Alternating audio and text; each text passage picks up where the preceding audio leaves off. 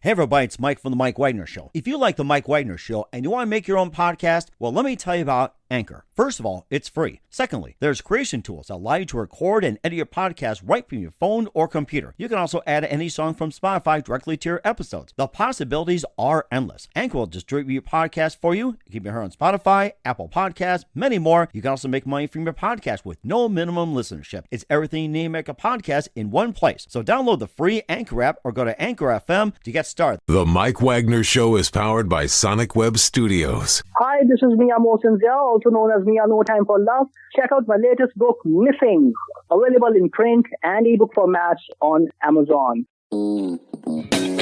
It's now time for the Mike Wagner Show, powered by Sonic Web Studios and sponsored by international award-winning author Mia Mosinzia of Missing. The Mike Wagner Show can be heard on over 40 podcast platforms, as well as HamiltonRadio.net, Diamonds FM, and the MikeWagnerShow.com. We can be heard in over 100 countries, featuring over 1,000 well-known and amazing guests throughout the globe.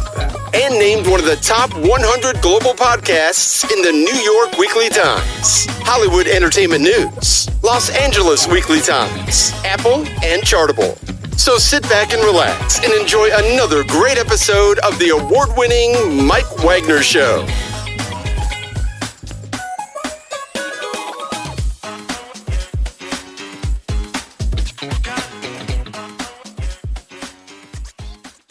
Hey everybody, it's Mike from The Mike Wagner Show, powered by Sonic Web Studios. Visit online at sonicwebstudios.com for all your needs. Look at a professional website without breaking your budget. Sonic Web Studios is the answer.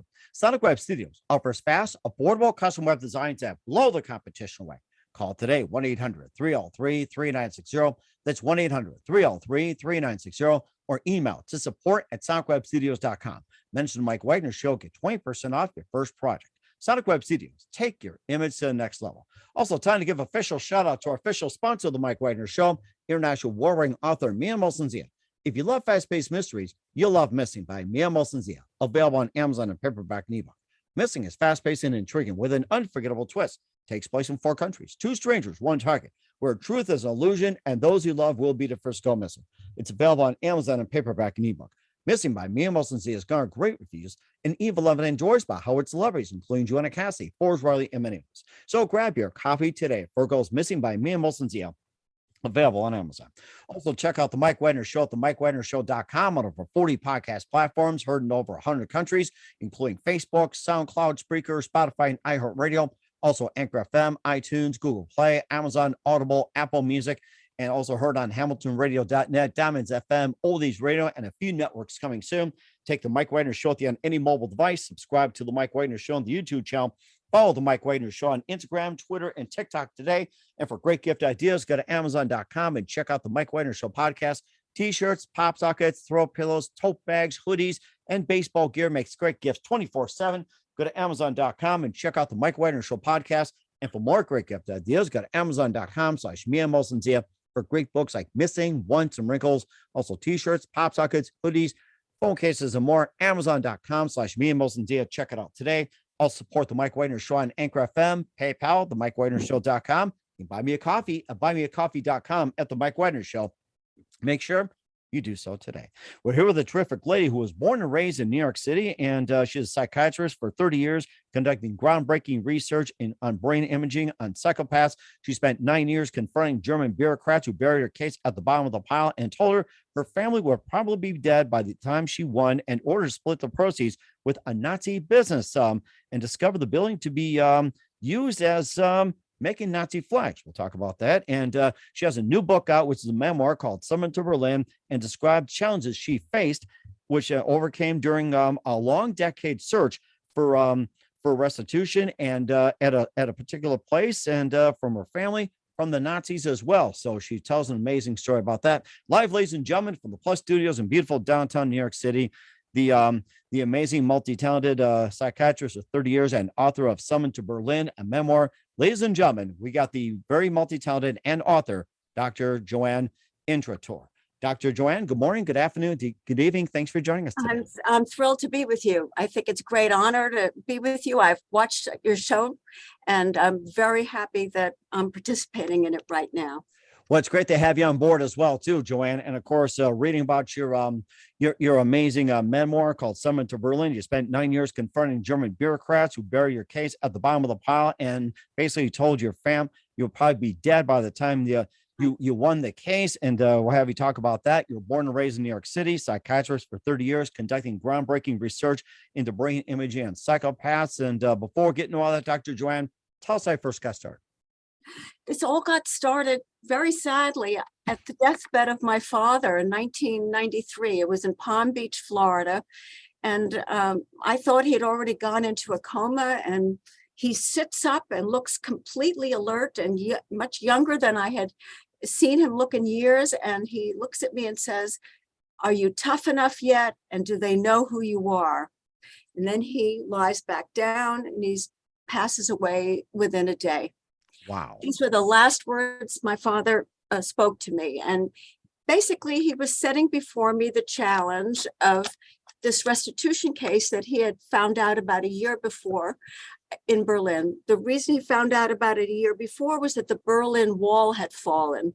And all this property in the historic center of Berlin, which was not in West Berlin, it was in East Berlin behind the Iron Curtain, now became available. And a very large manufacturing building in what's called Berlin Mitte, the middle of Berlin, became available because my grandfather, his father's name, was found on what's called the Grundbuch, which is the history of the ownership of the building.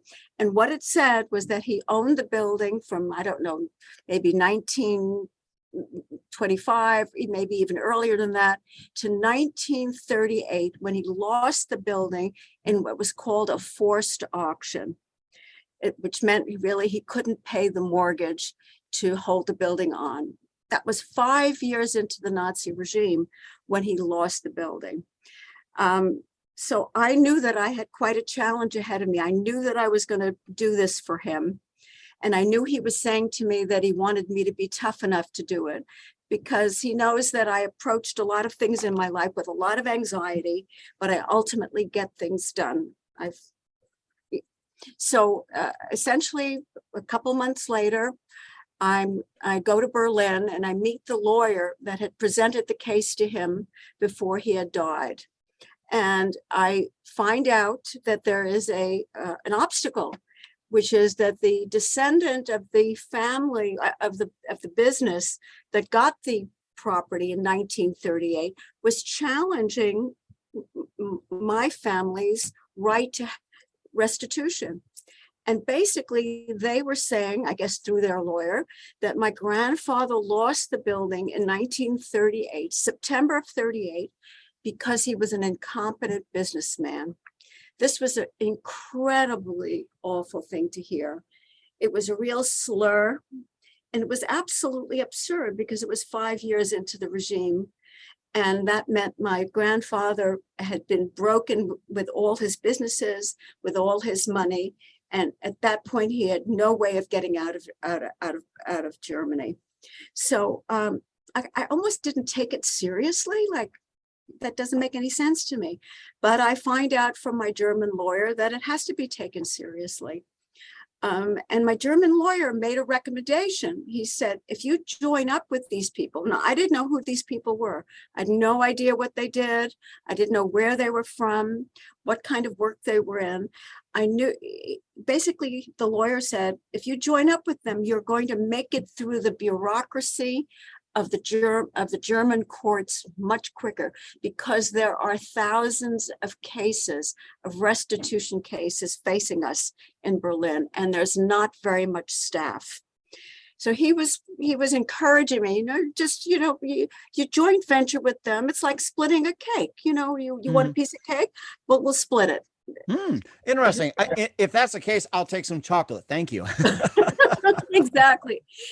But just like you're laughing, I was like, this is ridiculous. This is no day, this is a day at the beach for me.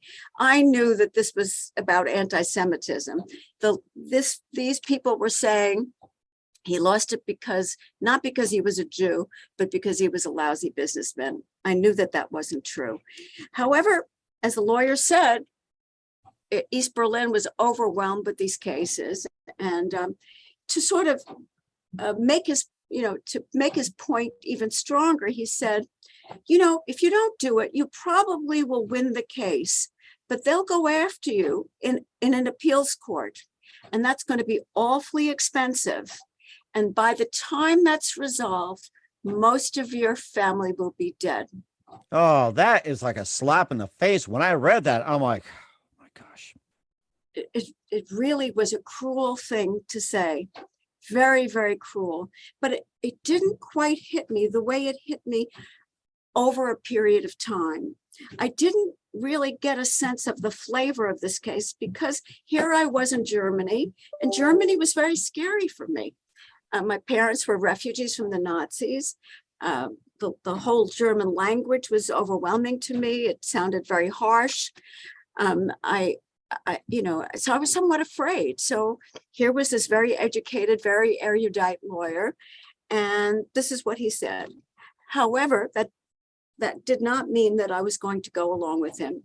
I said, no, my family, and that consisted of my brother and my uncle, who was my father's older brother, who was in his 90s at the time.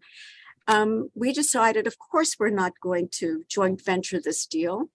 We're going to go through with this. And of course, I'm living in New York City. I'm a mother of a small child, a wife, and I've got a major research project going at the Veterans Administration Hospital and Mount Sinai School of Medicine. And so I'm not going to be able to stay there and do all this. So this was a back and forth thing and very slow. He was very right. It was a very, very slow process. And because there was a fight brewing between myself and this other claimant, we were placed on the bottom of the pile.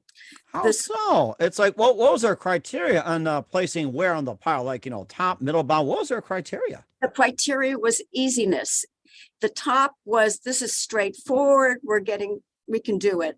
This is a bunch of garbage. We're throwing it out. It went like that. And so I was told that the case was that complicated, and they had 5 people working on it.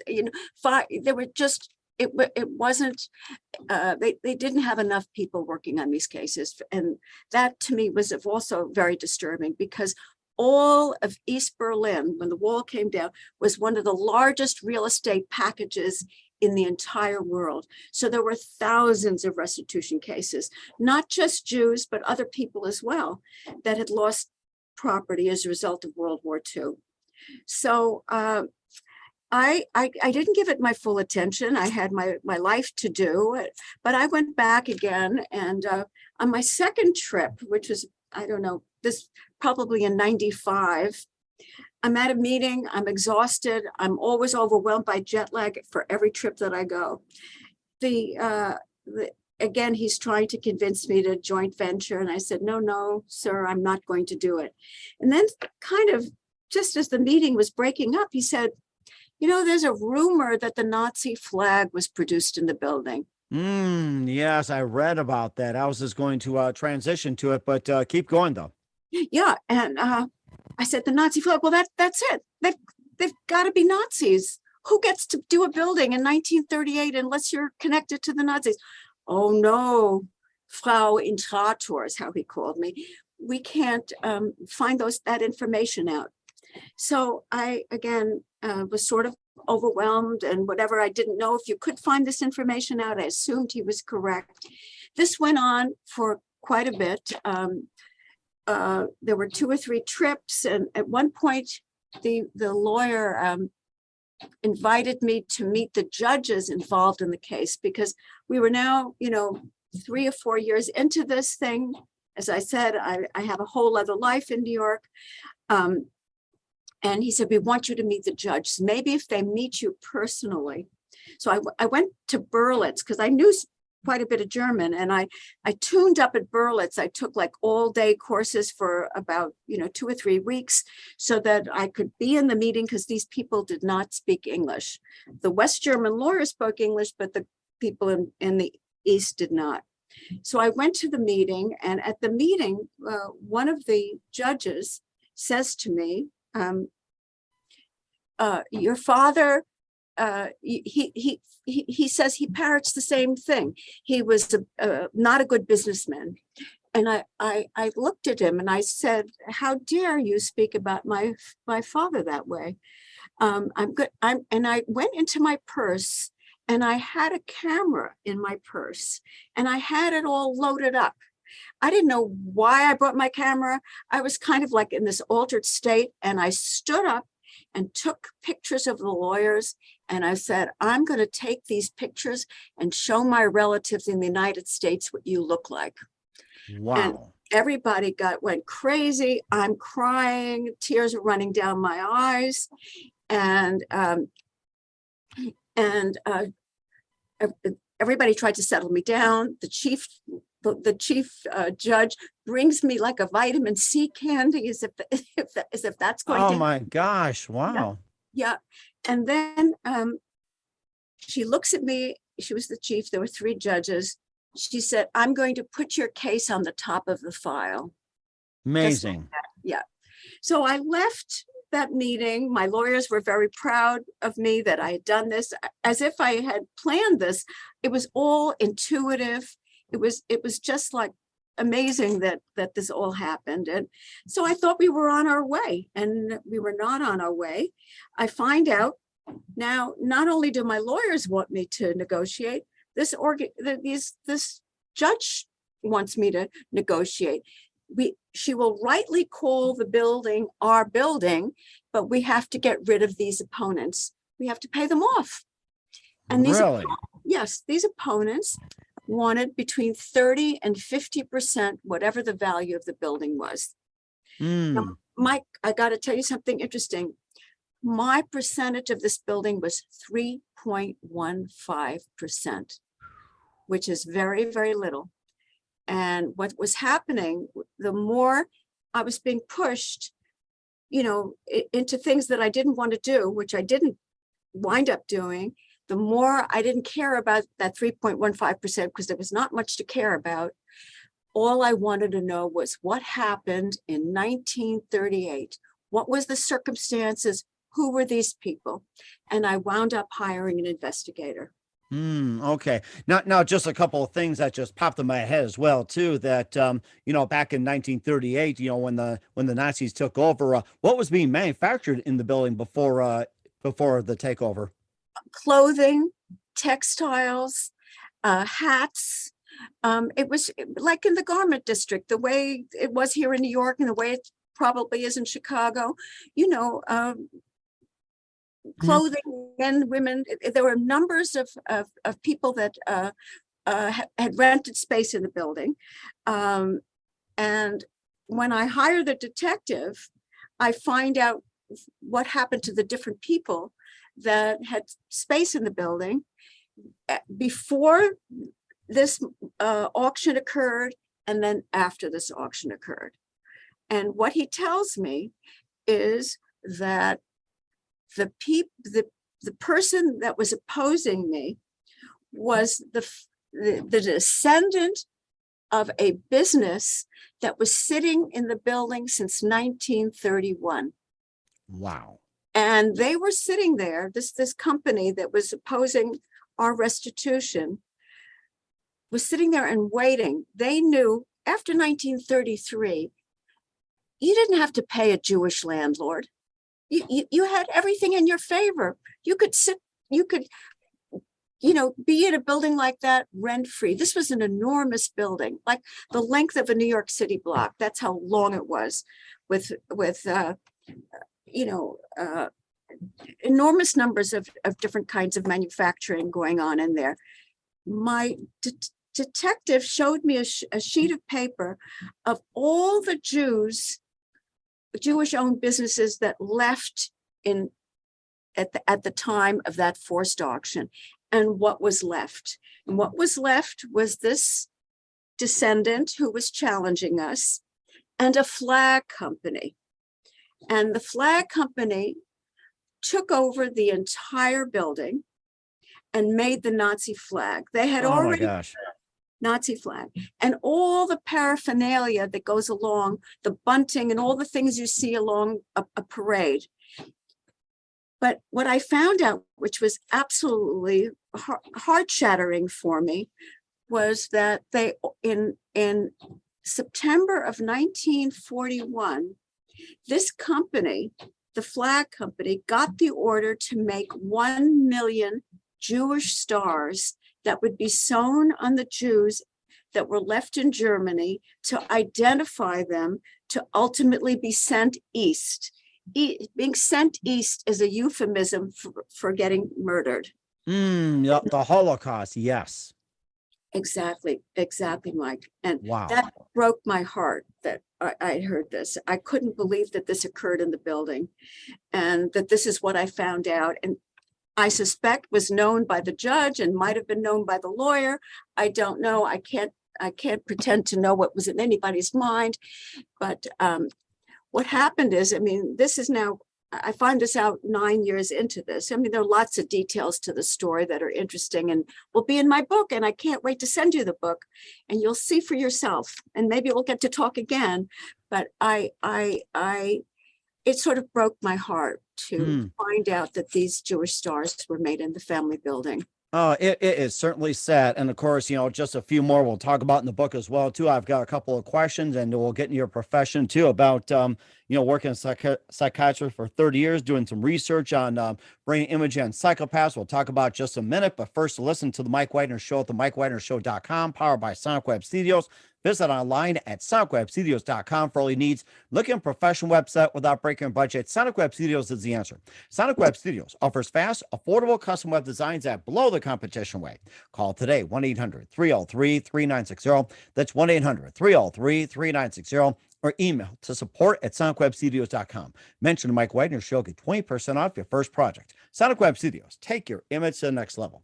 Also, time to give official shout out to our official sponsor of the Mike Wagner Show, international award-winning author Mia Molson-Zia. If you love fast-paced mysteries, you'll love Missing by Mia Molson-Zia, available on Amazon paperback and ebook. Missing is fast-paced and intriguing with an unforgettable twist. Takes place in 4 countries, 2 strangers, 1 target, where truth is illusion and those you love will be the first go missing. It's available on Amazon in paperback and ebook. Missing by Mia Molson-Zia has garnered great reviews in Eve 11 enjoyed by Howard celebrities, including Joanna Cassie, Forbes Riley, and many others. So grab your copy today for it goes Missing by Mia Molson-Zia, available on Amazon. Also, check out the Mike Wagner Show at the MikeWagnerShow.com on over 40 podcast platforms.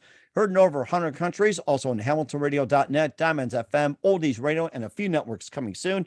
Take us with you on any mobile device. Subscribe to the Mike Wagner Show on the YouTube channel. Follow the Mike Wagner Show on Instagram, Twitter, and TikTok today. For great gift ideas, go to Amazon.com and check out the Mike Wagner Show podcast. And for more great gift ideas, go to Amazon.com/Mia Molson-Zia for great books, merchandise, and more. I'll support the Mike Wagner Show on Anchor FM, PayPal, the MikeWagnerShow.com. You can buy me a coffee at buymeacoffee.com at the Mike Wagner Show.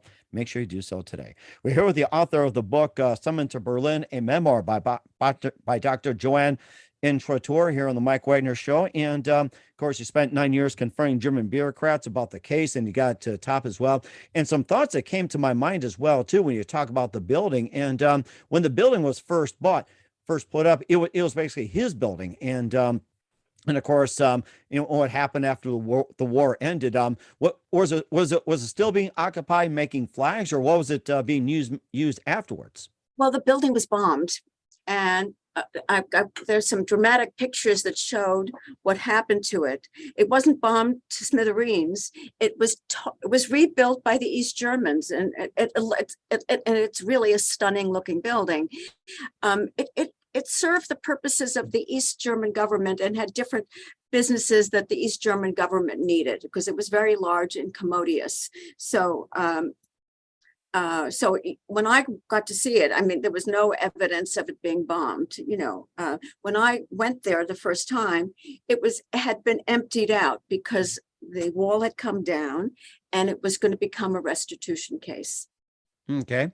And also too, with the building as well, too, that, it was separated between East Germany and West Germany and everything else. In terms of laws and regulations, it seemed like that East Germany, had like a different type of bureaucracy. Was it more difficult? Was it just the same? Or was it like, in a sense, easier than West Germany? I mean, what degree of difficulty was it with East Germany compared to West Germany at the time? I would imagine had the building been in West Germany, if it had been in West Germany, it would have been dealt with after the war in the 1950s and 1960s, as other properties of my grandfather wound up taken care of. And that's a whole other story. But the bureaucracy was such in East Germany that it came after the Nazi bureaucracy. In other words, there was no period of time of where any of these people had lived in a democracy. So the bureaucracy was essentially much worse. Okay. And, and not dissimilar to kind of the authoritarian nature that one saw as the Nazi regime was building itself. Okay. And then in terms of the building as well, too, that you're talking like, 30, 50% and everything. And you're supposedly getting like 3.15. And I'm just getting these figures correct and everything else. What's the current value of the building today? And how much would you have gotten out of it based on the figures? Like, supposedly you got 3.15, but you're only like 30, 50%. What was the value of the building and how much you gotten? Right now, Berlin has really come back. I would imagine I would have gotten $1 million or so if we did this now. When the building first became, my father first became aware of it, the building itself was considered to be, maybe $15-20 million in American dollars and larger in German marks. So my father would have gotten 6.5%, and his brother got 6.5. There were other family members. My grandfather was in partnership with another part of our family, and they had a much larger percentage than we did. I was into this because I'd been studying German history before I became a doctor. I was interested in why people become Nazis, how that happened. So I was set up to go and take this project on. So in the beginning, it looked like, all right, maybe I'll get something from my son Benjamin's college fund. And then who cared? I didn't care. All I wanted to know was what the story was. And so at the end of 2001, when this happened, actually, we finally signed everything up in March of 2001, I got about $90,000, which basically may have paid for all my trips back and forth, hiring the investigator. It meant nothing to me financially. It was all about honoring my father and honoring my family's reputation and finding the truth. The truth to me was invaluable. Mm-hmm. That Michael.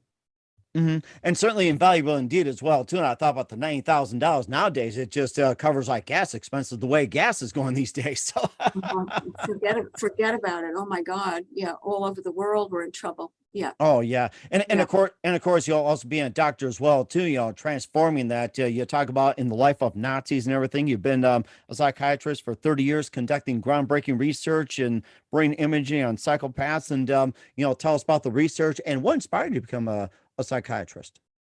Well, I think all along I was very curious about. Well, my father was very sick when I was young, and doctors played a very big role in getting him well. So as a little girl, I always wanted to be a doctor, but it was the 1950s. You're supposed to get an MRS, not an MD, so I sort of didn't have the nerve or the guts to go through with it, so I waited until I was in my 20s and I finished college and I went back to school and I took all the science and math courses that I was afraid to take when I actually went to college, but I got into my number one choice, which was Columbia University. And I knew I was going to be a psychiatrist because of my interest in emotions and how emotions affect people's lives. And I also was interested in the bad guys in general. Why do people do bad things? So it wound up that I ran for a short period of time, a criminal court clinic in the Bronx. And I was wondering, how does one figure out if a person's really a bad guy? They're not crazy by, social standards or considered insane by legal standards. They talk like ordinary people. So how do I figure this out? What happened is I came across a guy in Canada in Vancouver, Dr. Robert Hare, who was the world's expert at the time.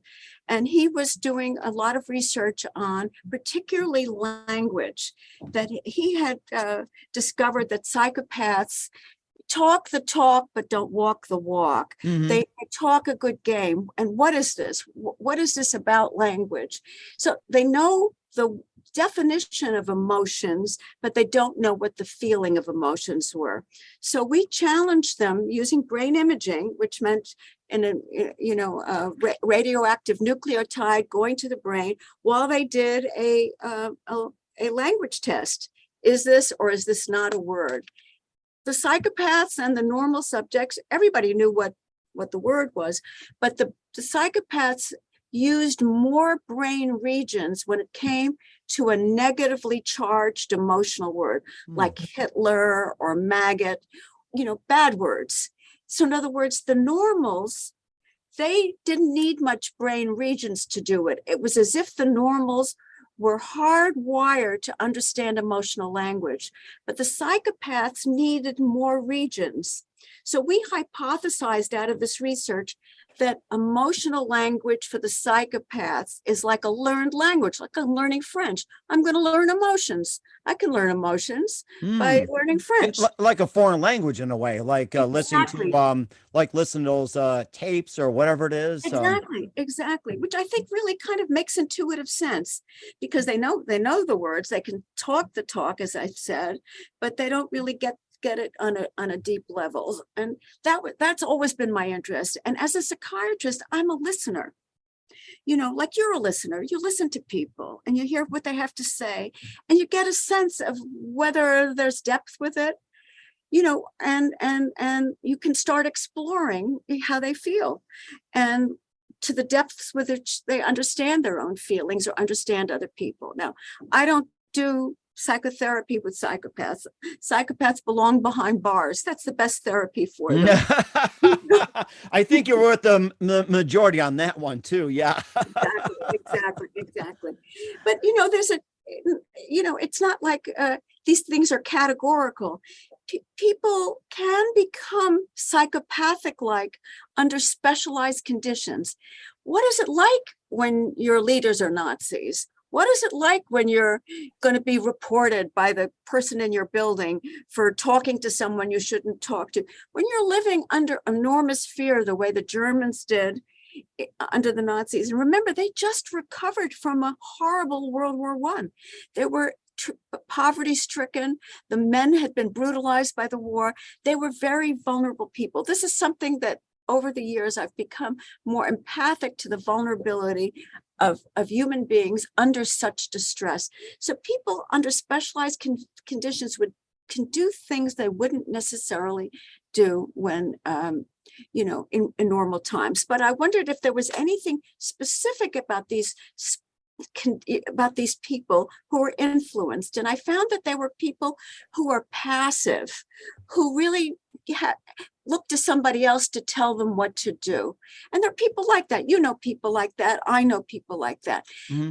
They can be passive or they can be very narcissistic, like I'm superior. It doesn't matter what the rules are.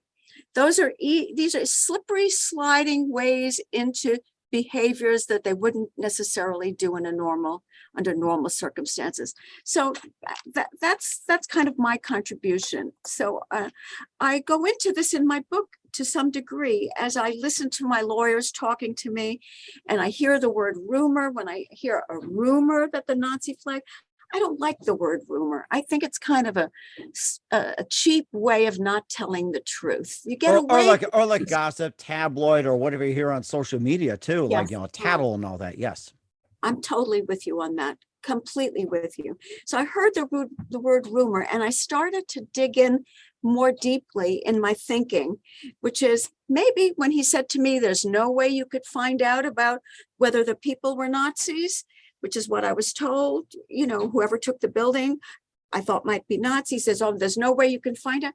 Well, that's not true. The lawyer found this, the investigator found this information within weeks of my hiring him. Wow. So there was information that had I been totally Germanly fluent person. Had I been able to live there during this case, I might have been able to find out myself, but I had a full-time life in New York doing important things. So my detective got this information for me. I also, a couple of things also came up as well too, that you talk about these various tests and everything, psychopaths that, I don't know if you're familiar with the ink blot test, or was it Rorschach or something? It's like you have these ink blots, The like say Rorschach. Rorschach, that's it. I That's was it. I was trying to think of the name. It's like these ink blots and come up like it can be this, it can be this, and like, Right. splattered all over. It's like, isn't one of the psychopaths just simply misinterpret it, or they just have advanced thinking? It's like those are I generally wish- tied into those. I wish I knew the answer to that. I don't know what they've done with ink blots with psychopaths. I do know that that issues regarding language and how they, the tone with which they speak may be a little bit different. Hand movements may be different. That there are things that may be physiologically different between the true psychopath and everyday people. I'm no longer a specialist or expert in this. The field has gotten enormous. I can say, however, that my paper that was published in a top journal it has been quoted at least over 300 times over the years. Wow. Yeah. So it was groundbreaking. And also too, psychopath as well too has been branched off into sociopath as well too. And of course you've been in the field. Maybe you can give your interpretation of a sociopath as well too, also being like an offshoot. And then thanks to social media, there could be another offshoot of a sociopath or anything else. Well, I'll tell you what the word originally was sociopath, and that word came about like in the 1930s. There was a Dr. Birnbaum, I think it was his name. He came up with that word because he believed that social conditions like sociopath can make people bad guys. In other words, that bad guys were as a result of being poor and having no money. So that word sociopath came about. Psychopath emerged. It had been around in the 19th century, but psychopath reemerged through the work of Dr. Robert Hare, because these guys, these men and women could be, wealthy, they could be poor. It had nothing to do with social conditions. But you make a very interesting point about social media and its impact on people. Excuse me. And do you think, psychopaths and sociopaths can also manipulate social media? And do you think social media encourages it, or are they trying to put a damper on it? I think that's again a very good question. I think unfortunately young people are under the sway of this of social media, and in particular in combination with COVID, when kids were trapped at home, and and I think they're vulnerable to it, and they're vulnerable to bad guys entering the social media world. I don't think it makes psychopaths. I think it can, and I don't know if psychopaths are running social media. I have no idea. I can't opine on that at all. But I do know these are kind of treacherous times, and and social media has gone a little bit too far. And I see the impact on some of my patients and on my patients' children, that it's been very, very difficult for them in combination with COVID, when they've been isolated at home, and that's what they're doing because their parents are trying to earn a living. So the kids are in front of social media. It's been a very bad combination. And certainly as well too. And of course, final thoughts on the book as well too, with Summoned to Berlin. And of course, after the verdict with the building and everything else, and the building and everything else with Berlin, just update on it, and any final thoughts on the book? Sure. Well, some incredible things happened after the case was over. A major museum exhibit occurred in Berlin, which I took part in, about this particular area. That was wonderful. And a plaque was placed on the building to show that this was where the Jewish Star band was manufactured. So a lot of attention was given to that. And over the years, I've been working on, I wanted to tell the story. Throughout the time that I went to Berlin, I took copious notes. Every meeting I went to, I took notes. And I started writing the book really like maybe in 2005, 2006. I think there are 6 drafts of it already. Wow. Yeah, I know. I know it's hard to be a psychiatrist and to be an author and be a mother, but I did it all. And in any case, the book's going to come out not this year, but the summer of next year. And I've been doing some podcasts and talking and writing and trying to get a baseline of people interested in the book, and that's where I'm at with it right now. I'm very excited about it. And certainly amazing too. Where can we find your book at? Right now, it's at the publisher, and we're designing the cover, and I will be sure to make sure that where the book is at. You will get a copy of the book and all the information, and I would love the privilege of coming back and actually showing you the book and giving you the book next year. Absolutely. And we'll make a spot for you. And I'm going to mark it on the calendar as well, too. I get my secretary to do that. So I love that. That's great. And what's coming up for Dr. Joanne Intrator with her works as well? We'll find out just 1 minute. You listen to the Mike Wagner Show at the MikeWagnerShow.com, powered by Sonic Web Studios. Visit online at sonicwebstudios.com for all your needs. Also brought to you by our official sponsor of the Mike Wagner Show, international warring author Mia Molson-Zia Missing, available on Amazon in paperback and ebook. We'll be back with the author of Summon to Berlin, Dr. Joanne Intrator, after this time out. The Mike Wagner Show is powered by Sonic Web Studios. If you're looking to start or upgrade your online presence, visit www.sonicwebstudios.com for all of your online needs. Call 1-800-303-3960 or visit us online at www.sonicwebstudios.com to get started today. Mention the Mike Wagner Show and get 20% off your project. Sonic Web Studios. Take your image to the next level. Hey everybody, my name is Forbes Riley, and I'm an American actress and a TV host. And I was delighted when I got my copy of Missing, which is Extraordinary Relation of Ordinary People based on a real life relationship. It's well written. It's amazing. It talks about a man who has lost his wife and his daughter, and it's very well done. I'm going to highly recommend that you go get your copy of Missing. It is a powerful, exciting read. Mr. Mian Moshe-Zia. He is the author of Missing. And I want to give a big shout out and a kiss all the way halfway around the world to my dear friend. Check him out at Mia's website. It's called www.miamotionsea.com. Missing, available on Amazon. Again, I'm Forbes Riley, and I will see you again soon. Bye-bye. Hey, this is Ray Powers, and boy, are you in luck. Right place, right time. Tuned in to the Mike Wagner Show. You heard me. We're back with author Dr. Joanne Intrator with Summon to Berlin, a memoir here on the Mike Wagner Show. And just a great story you covered as well, too. Learned a lot about, what's happened and everything else. And what else can you expect me in 2022 and beyond, Dr. Joanne? Well, I'm really interested in taking care of my patients and working with them. And I find that extremely exciting. And I've built a great practice over the years. And I've been helping a lot of people through COVID and helping people through all sorts of issues. I want to continue writing. I've got a very interesting article coming out actually in Berlin, actually any day. I don't know if you ever saw the movie The Third Man with Orson Welles, one of the great movies. I've done a great story about that movie because he's the quintessential psychopath.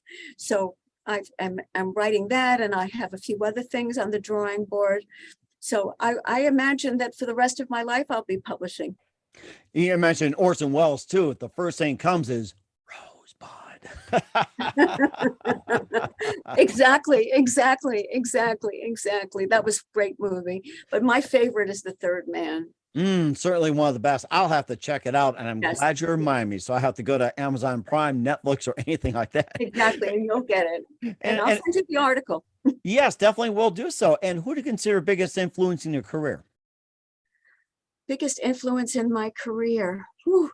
Well, I think I think all the different supervisors that I've had, that I've brought my cases to, and there have been many. Also, Dr. Robert Hare in Vancouver, who's an extraordinary man. And I think my father has always played a bit of a voice for me. And I go to him when I feel I need, encouragement. I go to him and talk to him. I know that may sound weird, but who knows? In any case, there have been wonderful mentors over the years that I'm grateful for. And certainly amazing too. And what's the best advice you can give to anybody at this point?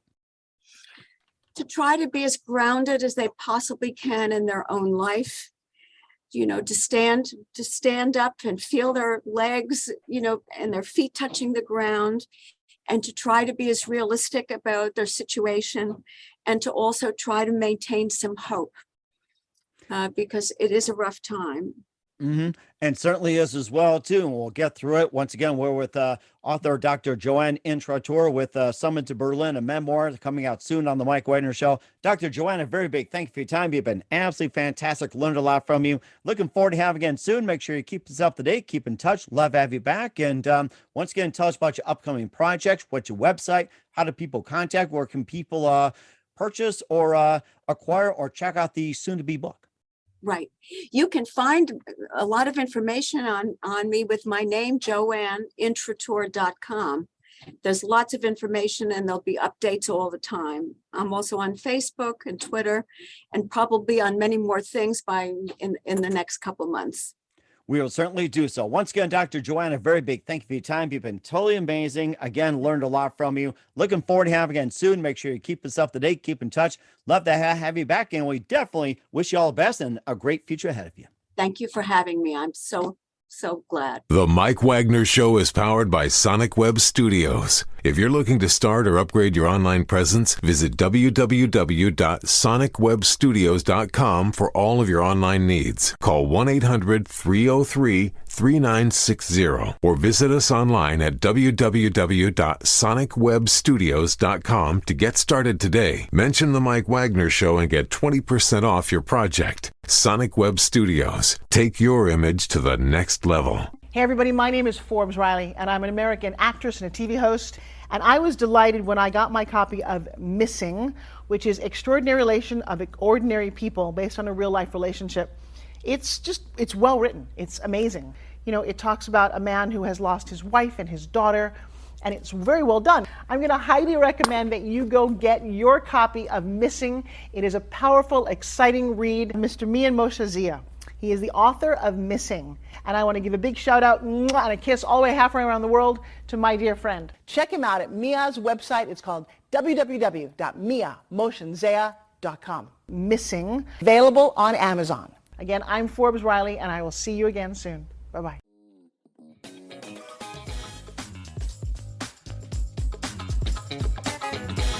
Thanks for listening to The Mike Wagner Show. Brought to you by international award-winning author Mia Mosin-Zia of Missing. And powered by Sonic Web Studios. Be sure to join us again on over 40 podcast platforms. And of course on the MikeWagnerShow.com, HamiltonRadio.net, and Diamonds FM. Don't forget to support our program with a generous donation at the MikeWagnerShow.com. Thanks for listening.